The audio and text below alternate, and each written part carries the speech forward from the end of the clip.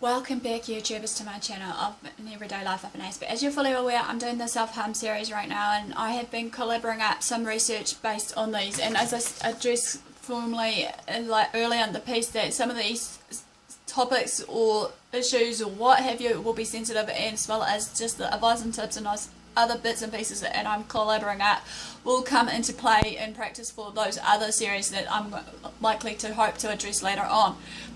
In all further ado though, basically this one is titled Why Might People Want to Stop Self-Harming, basically, and I want to put it out there as a disclaimer, I'm not here to condone self-harm or anything like that. I'm just here to support and encourage and be a voice for others around that are feeling down and out and may want to share their story, even though I'm hope to challenge those ones to actually do this anyway.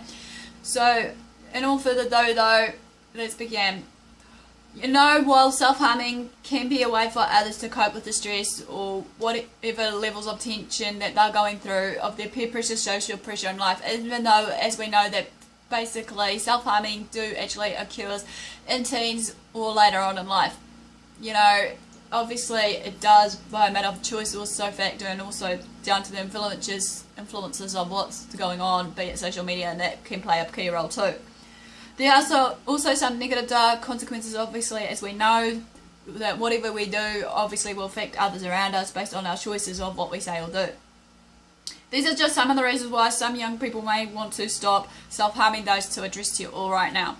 One is they might think and feel that self-harming is escalating to a point and getting out of control for them, and they can't stop even if they wanted to.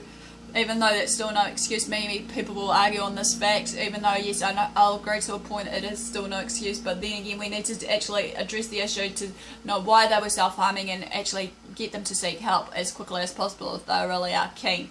Number two, they might accidentally end up dead.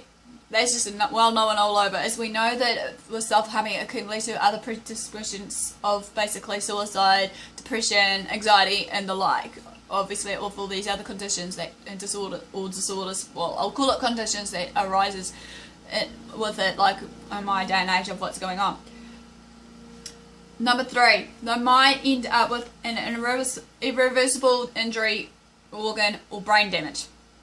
Number four, they'll get ugly scars on their body. People will tend to laugh and point and stare at them with these scars, and people that obviously self-harms, especially cutting in general, will end up covering them, yet the scars, as I said before, does tell a story. Number five, their friends and family will become overprotective, upset and worried about them to the point where, obviously, as I said in my drugs and alcohol series of living life drug free, is basically they'll act like the, you know, one that obviously the escape artist, or two, the lost child, three, basically they'll end up having a role of the protector, four, obviously I can't remember them all, but it's in there. This is what I'm addressing. The five roles will reverse around on those people that does the self-harming versus drugs and alcohol and whatever else maybe. And last but not least, number six basically is it's like an addiction. Obviously self-harm is an addiction. Not many people will believe this, but it is like anything. As long as they're you know, using self-harm to cope with their problems, they never will learn how to cope with their problems in a healthier way. So obviously, as we know, that self-harm basically can be an escape for some of them, or from reality of what's going on of their everyday pressures or stuff going on at home, or the pressures that they need to be, you know, socializing with others around them and whatever else. But whatever it may be, then, you know, we should be able to reach out to these ones.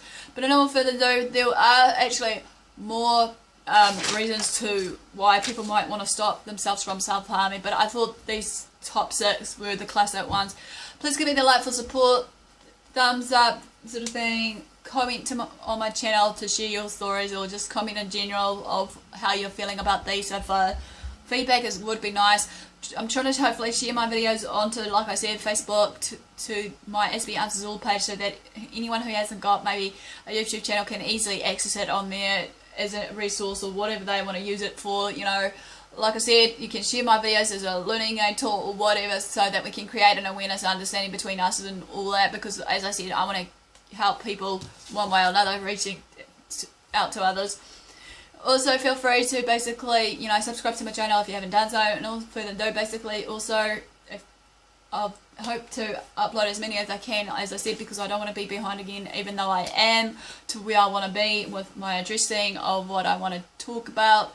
But that's fine, because just as long as I'm not too far behind schedule, you know, of what I've hoped to do this year.